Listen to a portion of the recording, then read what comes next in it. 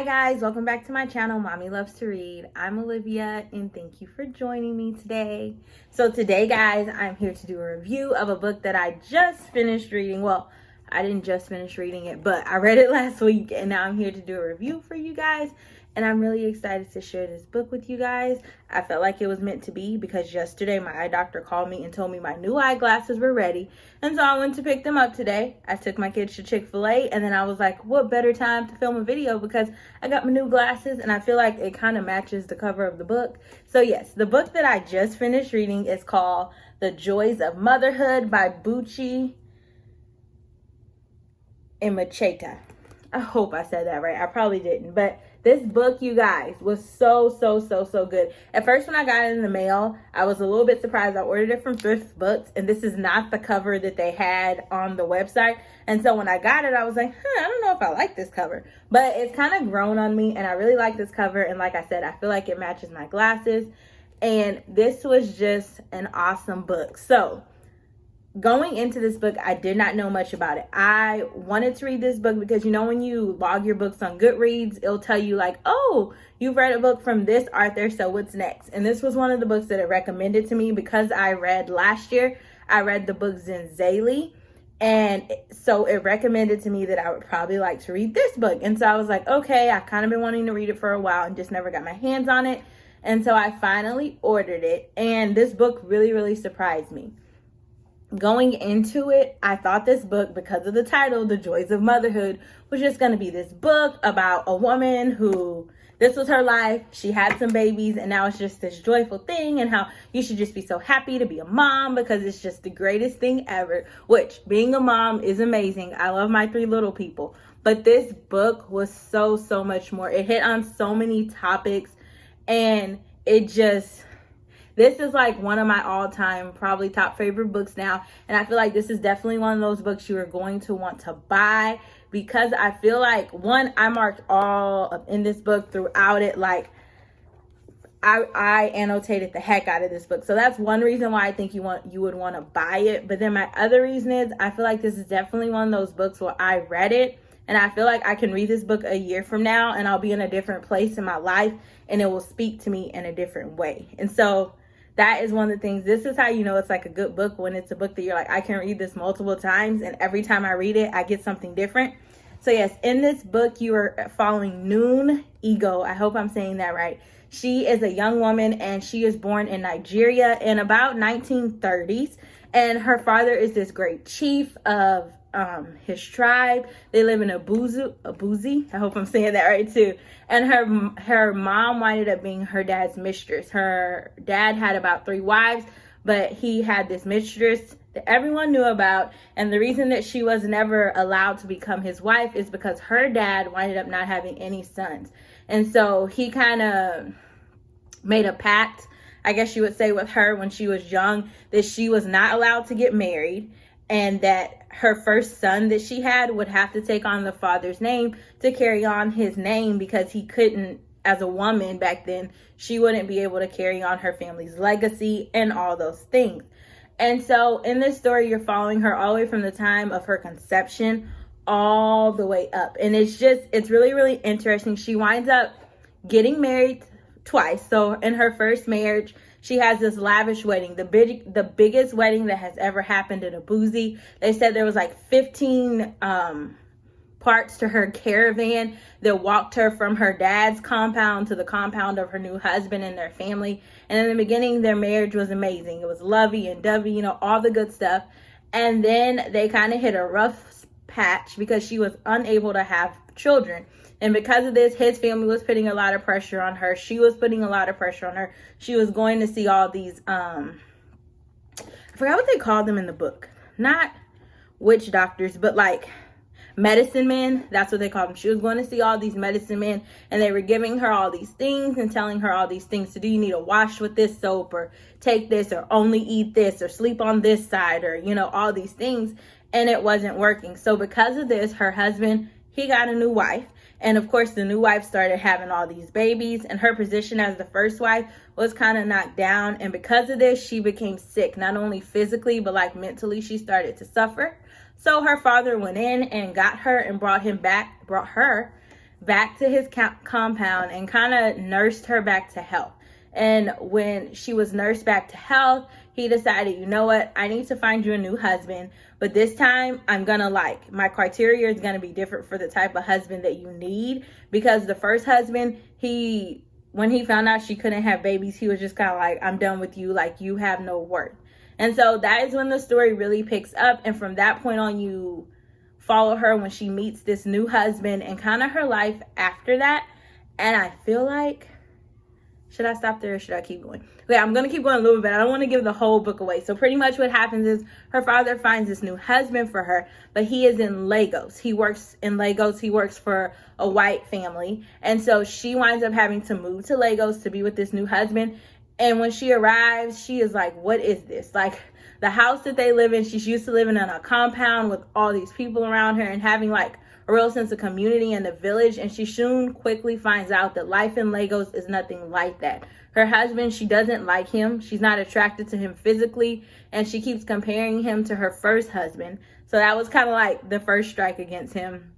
Then the second strike is she grew up in a very traditional village. And so she is used to men who do like hard labor. They're farmers. They're, going and fetching water. They're doing all these things with livestock. They're trading. And her new husband is a washerman. And so for her, it's really degrading. And she like lets him know, like, I don't think you're a real man. What is this job? Like, you wash women's underwear, but yet you want me to respect you. And so as she is in Lagos and as their marriage continues, she goes almost through like this metamorphosis because she grows as a person and she is stuck with the question of like, should I stick with my traditional values and what they say like a family looks like and what a man's, what a man's place is in a marriage and what a woman's place is in a marriage and in a family. Because in Lagos, like all those things are thrown aside. Like in Lagos, not only do the men have to work, but the women have to work. And it's like go, go, go, go, go. Whereas in the village, they have downtime. They have time to really like cultivate relationships and stuff. And so she kind of really misses that. That's the one thing that she like always remembers. Like, at least with my first husband, I had time to like cultivate our relationship and grow. And we like truly were able to fall in love. Whereas she met him. And when she got to Lagos, he wasn't even there. He was at work. He came home from work. He pretty much met her and was like, hi, how are you? She didn't like him. They had sex. And then the next day he was like, okay, here's our house. You need to go to the market and buy food. And she immediately had to start like being a wife. She didn't even get like that honeymoon phase. And so that's kind of like a catalyst for the rest of their relationship. And I'm going to stop there. That way, if you read this book, you have something to look forward to. I don't want to give it all away. But like I said, I did annotate a lot in this book. And there's quite a few areas of this book that stuck out to me. There was a lot of passages that stuck out to me. And so I'm going to share those with you guys today. So if you have this book on page 36, like I said, her dad, when he went to find her a husband the second time, definitely was like, I can't go about doing this the same way I did it the first time. And this is the quote that her dad had said. And it really was just interesting to me because I was like, I don't know. I read it. And then, I read it a second time and then I like read it a third time and I was just like, wow, like this kind of really speaks volume. It's very like profound. It's just very interesting. So I'm going to read it to you guys. So this is on page 36. It says, this time he wanted a man who would be patient with her, who would value his daughter enough to understand her, a man who would take the trouble to make her happy. Feeling this way, he refused all the very handsome-looking men, for he knew that though they might be able to make love well, handsome men often felt it unnecessary to be loving. The art of loving, he knew, required deeper men who did not have to spend every moment of their time working and worrying about food and the farm. And so when you read that quote, I feel like her dad felt like by finding her this husband that was in Lagos, he lived in the city, that it would be a different type of man, someone who would actually honestly and truthfully be able to love her, not knowing that him choosing this person that is in Lagos was actually probably worse off than if he would have just chose a traditional man from their village who was a farmer and had to work the land and do all those things. Because when you looked at it, it looked like life in Lagos was so much better. But in reality, it was a lot more work because you were alone. Like, you didn't have that sense of community to kind of help you through things. And so I thought that was just very interesting how he was like, he didn't want to choose a handsome man because he knew that a handsome man might be able to like make love well, but they didn't really know how to love. So I thought that was like really, really interesting. And then there was another part in here. It says, like I said, I'm not going to give it away, but there's a part in the book where an event happens, and because of this, a character in the book tries to take their life. And then this is what is said about that. It says, however, a thing like that is not permitted in Nigeria. You're simply not allowed to commit suicide in peace because everyone is responsible for the other person. Foreigners may call us a nation of busybodies, but to us, an individual's life belongs to the community, not just to him or her. So a person has no right to take it while another member of the community looks on. He must interfere. He must stop what's happening. And I just thought that was interesting because I feel like that speaks to what community means in a place like Nigeria. And not only in Nigeria, I'm married and my husband is from Africa. He's from Africa, from Mali and West Africa. And I can definitely attest to like, that is still to this day a lot of like how they do things. Everything is a lot of times a communal thing. And when something happens to one person in the community, it's not just like, oh, that family. It's like, no, it affects all of us. And I just thought that was really interesting. And it made me really stop and think like, do we really live like that now? You know, in the 20th century where we are now. And then especially like being in the US, I feel like we live in a nation where it's very much like every man for itself. And this just really spoke to me to kind of be like, wow, like this is totally opposite. You're not allowed to even take something like that. It's like you have to think about everyone around you and really like band together and help one another out. And this is one more quote that I really, really thought was interesting. And this is talking about like life in Lagos versus life in her, where she's from in Abuzi. It says, like other husbands and wives in Lagos, Noon, Ego, and Naif started growing slightly apart. Not that they were close at the start. Now each was in a different world. There was no time for petting or talking to each other about love. The type of family awareness which the illiterate farmer was able to show his wives, his household, and his compound had been lost in Lagos. For the job of the white man, for the joy of buying expensive lapas, and for the feel of shiny trinkets. Few men in Lagos would have time to sit and admire their wives' tattoos, let alone tell them the tales of animals nestling in the forest.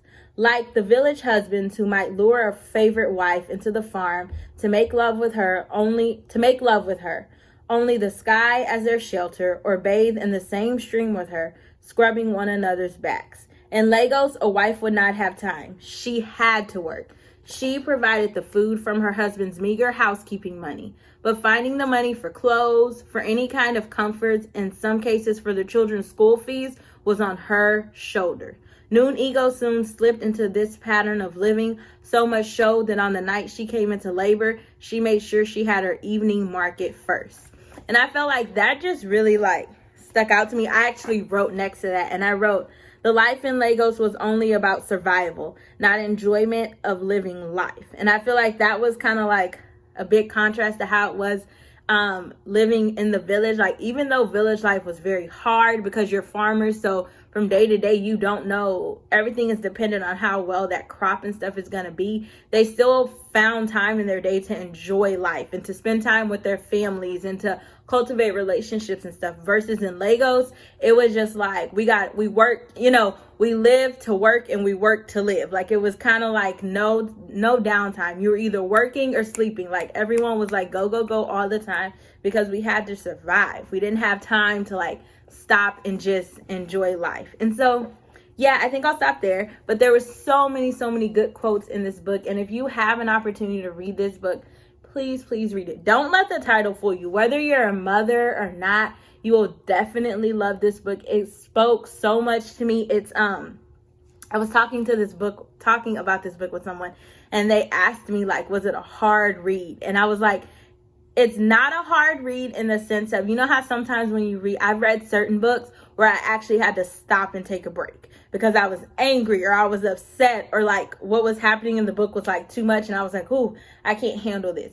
And this book, I would say it is heavy, but it's not heavy in that sense. It's heavy more in the sense of it stops and it makes you think. Like even that one, the last passage I just read about like life and Legos, like when you stop and read that, that's something that makes you want to stop and read it twice, because you're like, wow, like that's really like deep what was just said, but it's like you kind of have to sit with it for a little bit. So that's really what I loved about this book. There were so many moments when I was reading this book when I just had to like sit with it and like digest what it was saying. But it's one of those books where like I wanted to keep reading to find out what happened next, because at the end of each chapter I was like, well, wait, I need to know what happens next, so let me keep reading and let me keep reading. I think I finished this book in like 3 days, and I wasn't even trying to read it. I was supposed to read another book, and I opened it and I was like, let me just read what's on the first page, and it like grabbed me and took me in, and it would not let me go until I finished this book. So that's how you know it's a good book. Definitely a 5-star read, and